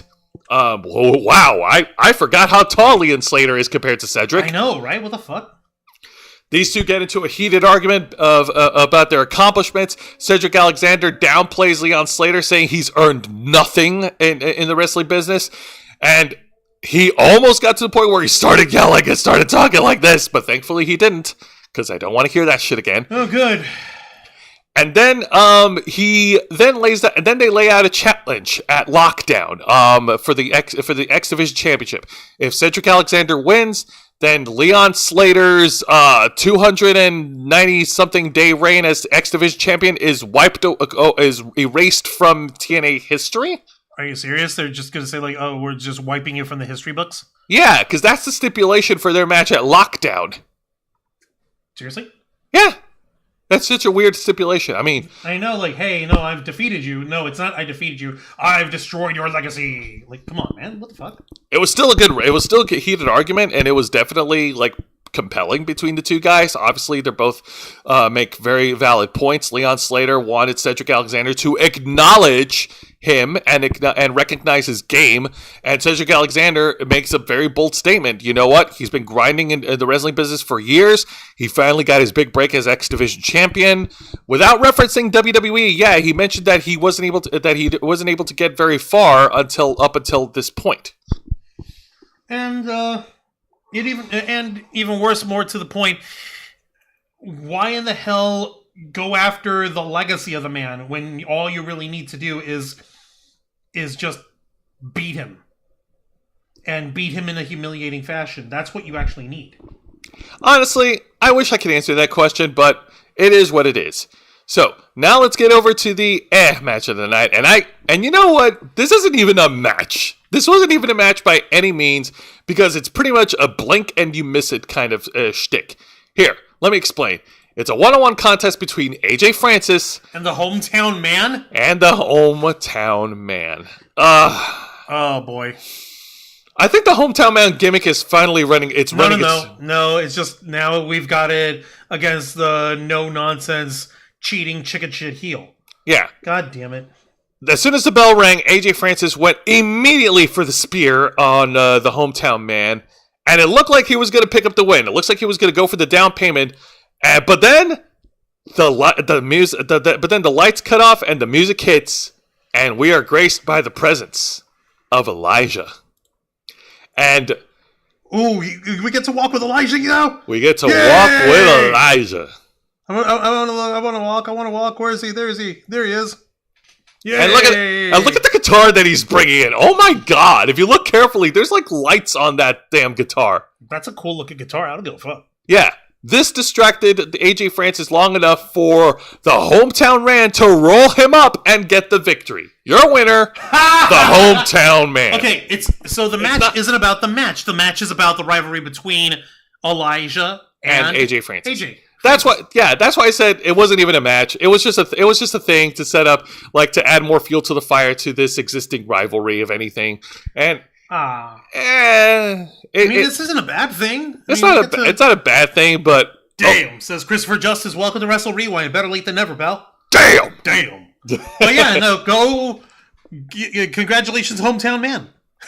Exactly. That's why he got to win because he got to speak with Zeke. All right? He's walking with Elias here, for fuck's sake. Elijah. I know what I said. All right, because there's no third person, Juan. You sure? Are you sure about that? Are you? Anyways, and this segment, like, kind of weirded me out. It's an in-ring segment featuring the Righteous. So after dying during the broken the final deletion match, or the Righteous deletion match 2 weeks ago, they even referenced it in their promo. The Righteous were in the ring, and they mentioned that they died, and then they came back, and they've wrapped up their business with the Hardys, so now they're moving on. And based on what they've said, it looks like they're looking for new members to join their cause. They're looking for new members to add to the Righteous. So they're trying to expand, and they're trying to reach out for new blood, so to speak.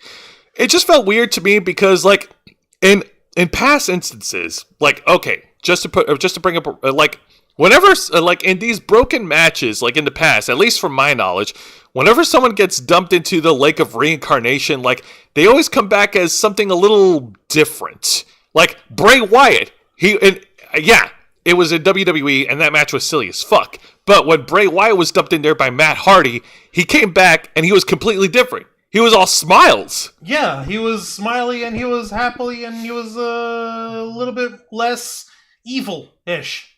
Yeah. There was the deletion of worlds, remember? They worked on it together. That was great. The deleter of worlds. There we go. That was the name. And I was expecting something to happen to the Righteous team to kind of freshen them up and give them a little bit of a change. But, like, they died, they came back, and they're still the same act. What? I didn't get it. What was the point of it? Then what was the point of them being thrown into the lake of reincarnation? If it didn't, like, if it didn't refresh their gimmicks or delete their personalities or whatever the fuck else was going on, if it didn't change, if they're not adjusting their fucking their gimmick to a different degree, then what the hell? Yeah, no. I mean, like, I was expecting the Righteous to take a little bit more time off of television to try and, like, come up with something fresh and something different, but, like, they came back 2 weeks later after the Righteous deletion match, and nothing has changed, except for mending the fences with the Hardys, but that's it. They're still the same. They're still the same act. I mean, to be honest, I would rather them move on from the Hardys. I don't want them feuding for another year. No, thank you. Yeah, no, seriously. I would like to see these guys develop their cult into a force to be reckoned with. Because, like, we've got enough of that with the system of them being a faction, and then you've got the Order 4, and they're a faction, but they're not, like, formidable. The only ones that kind of count are the Elegance brand.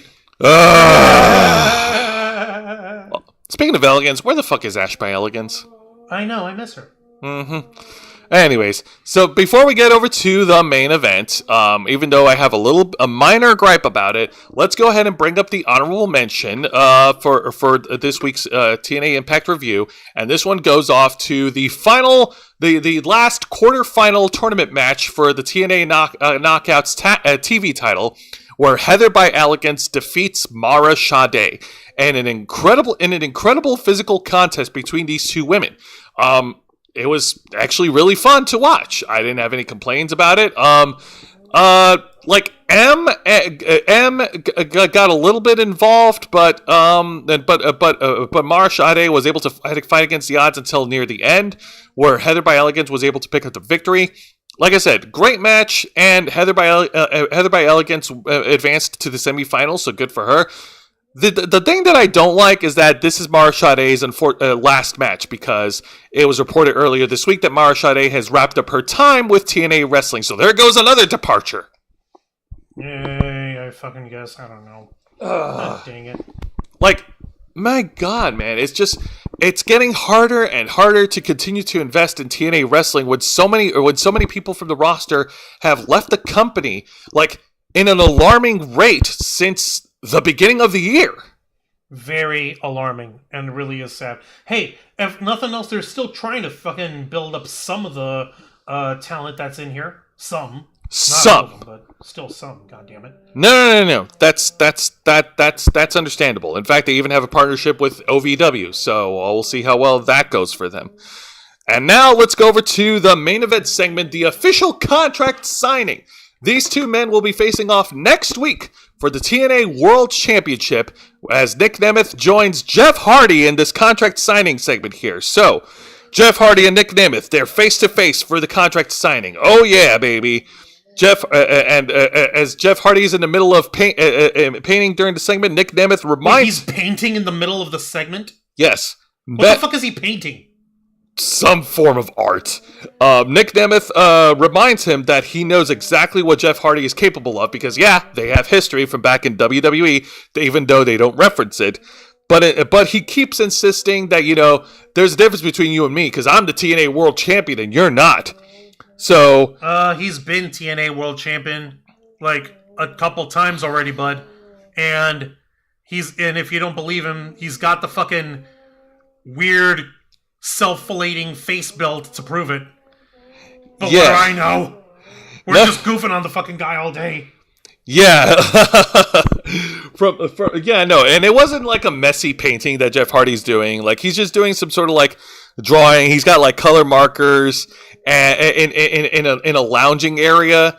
And Jeff, and then Nick Nemeth Nick Nemeth's right there. And before he presents the contract, he was like standing over him and talking about like how they have a shared history, but he's the champion for a reason. And then they finally signed the contract, and that's where it ends. Like, surprisingly, there was like no like physicality between these guys. As like Nick Nemeth just kept talking, and Jeff Hardy was like still like was just sitting there listening and painting. That's all he did? That's all they did? Yeah.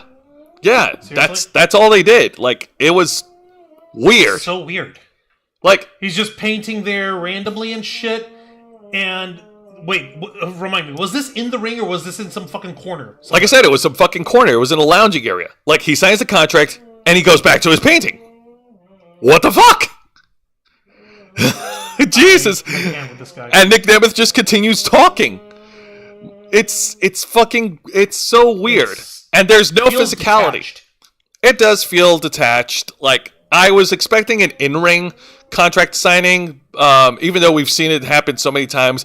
And we've seen it happen many times in the ring. Contract signings, and then it devolves into physical calamity. But at least it leaves us with something. At least it leaves us with some excitement when these two brawl. But this, what the fuck? Nothing. Something tells me Jeff may have the creative control clause going on in this segment. Maybe. Because this shit feels like... Okay, let me get this straight. Earlier in the day, earlier on the program, Jeff Hardy comes out full face paint, chokes out Nick Nemeth, when Nick was trying to interfere in the Matt and Ryan match, right? Mm-hmm. But now Jeff Harvey can't be bothered to bother. So if it involves Matt, he's okay with getting physical. He's okay with showing shit. He's okay with being invested in having some expression and personality. But when it comes to his own championship fucking match contract signing, the whole reason why he brought out his fucking vanity belt any fucking ways, he doesn't even bother to give him his full attention. He's over here just being arting. an artiste. He's being an artiste. Like, I would... I'm sorry. I gotta call her attention on this. K-Storm! Honey! Real quick. Just from your perspective, if you had an obligation to sign something that was going to make it be extremely lucrative for you and something that you've been fighting for a very long time, and you need to sign a contract in order to get that opportunity, would you either A, be giving it at least the majority of your attention, or B, would you be off in your art corner not giving two squirts of piss and signing casually while babbling off in the corner? Hold on. Let me just show you K-Storm's reaction here. Oh my god.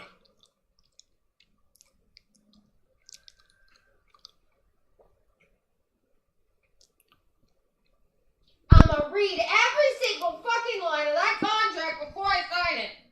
Thank you, Jesus. See, K-Storm gets it, and she's the fucking resident artiste of the flock, for fuck's sake. She knows her fucking priorities, at least. Jeff Hardy, but apparently Jeff Harvey doesn't. Jeff Hardy, you sure you're not high? No. We're pretty sure he probably fucking is. I'm sorry. But there's no getting around it with this guy. They're too old anyway, says Mr. Quake. Well, I guess they fucking are, but that's not important. All right. Let's go ahead and wrap up. Juan, ring the bell. Don't mind if I do. Good grief. There we go. Okay. So aside from throwing a wet blanket in the main event contract signing to an exciting night of wrestling, TNA Impact still pulled out some pretty good moments in their show. I heard Elena Black had a match. No, Elena Black did not have a match. She didn't. But no. She had a promo? She had a promo. She had a face-off with Xia Brookside backstage, but that was it. I told you. Didn't I told you? That her... Yes, you predicted it. We know that. We talked about it 2 weeks ago. Yeah, I fucking said so. This is... Wancho, you gotta wake up. We're in August. I'm fucking tired, okay? Anyways, so, as I was saying, great match with Matt Hardy and Ryan Nemeth. Great semi-main event between Xia Brookside and Wendy Chu. The best of the knockouts. Yeah, even though the match was short, it was still fun to see Elijah walk out with that awesome guitar with the lights. That was fun. Yay. And I think the Righteous just need to move on. Like, come on, man. I was expecting a change from these guys after they died. I know, they were drowned in the Lake of Reincarnation. What the fuck? Anyways. Do the Hardys just not have that power anymore? I don't know, man. Shit, I think we got to talk with Senior Benjamin about this. I know. This sounds like a lawn care problem. This sounds like a property management problem. So we're definitely going to have to talk to Senior Benjamin and not Rebby. She will kill us if we even try. Si, senor. Exactly. Shit. Now, this year's AEW Grand Slam in Mexico was definitely a lot of fun. Great opening tag, a great opening 8-man tag. And yes, the cunt punt will live in my memory for a good while. Thank you, Christian. I mean, that's like Christian's supposed to be like the dastardly heel between him and Edge, yes. Adam. And also the dick pic from Tommaso Ciampa will also live in memory. It almost makes me forgive him for beating up fucking a pair of pants in the middle of the ring. No, I already told you that was a fucking. I know, a Ric Flair thing. Stupidities to Flair doing Flairisms. Yeah, that was so dumb. The dick pic to the OF model or whatever the fuck. Using her phone. No. Okay, no, K-Storm. Okay. First of all,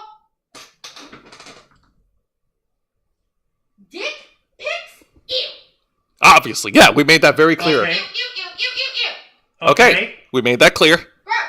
Okay. No one should ever be sending an unsolicited dick pic. We said that. We said that. Yeah, we made that Yeah, point. I'm saying it as a Lady. girl. Yeah. As a femme. You send a dick pic, I don't click you anymore. Oh no! Like here's the let me actually show you the context of it. I know you don't care about the context. I'm just showing you how it turned out. Oh my god. Okay, so literally in the middle of the match, this one hot babe who was clearly there to support Andrade El Idolo. Yeah. Tommaso Ciampa took a selfie with her instead, and before grabbed her going phone, back in the ring, grabbed her phone, went into the ring, pulled a dick pic, and gave the phone back to her. No. Absolutely not. We know that it's a wrestling show, and it obviously isn't serious. And it was obviously done so that Tommaso Ciampa could be more hated. Because he's stealing this guy's bit. It's still no. I know. Okay, whatevs. Okay. All right. Yeah. Okay. So aside from that, so dick pic notwithstanding, it was still an exciting. It was still an exciting night of wrestling in Mexico City. The fans loved it. The tag matches were fun from both men and women's. And MJF's promo, I'm still on the fence about it because it's pretty much the same shit that he's been doing, and him trying to declare himself the real world champion and bringing back that fucking belt. Like, I don't know. I just at this point it kind of feels it kind of feels pointless, redundant. Like they did it. He's not spray painting the center plate with a black X. It's not the real world championship. Exactly. The street fight was fun. It was great. It's great. Again, a tire in a hardcore match. First time for everything. Now, this week's edition of WWE NXT was amazing. The title matches were great. Were fantastic. New tag champs.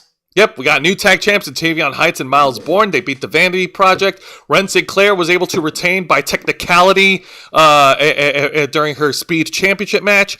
And the Underground match. What a way to wrap up Lola Vice's time in NXT. Her one and only loss in the Underground matches to the NXT Women's Champion, Kendall Gray. Very well done. Very well deserved.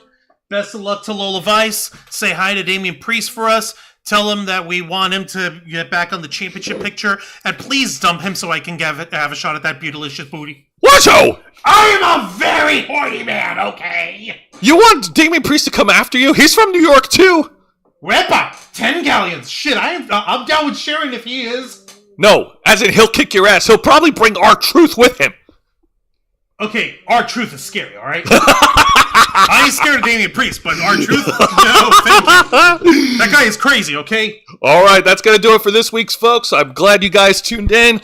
For tomorrow we'll be returning with a new edition of Los Amigos Play, where we will continue the playthrough of Sonic Frontiers on the Nintendo Switch. And, of course, we'll have more news and topics to talk about on tomorrow night's edition of the rest of the Ravens Flock, which is every Saturday night at 7:30 p.m. Eastern, right here on YouTube and Kick. But until then, Juan, plug us away. Don't mind if I do. Ladies and gentlemen, boys and girls, and everybody in between, thank you very much for watching this week's live stream edition of Wrestle Rewind, hosted by Jose Casabona,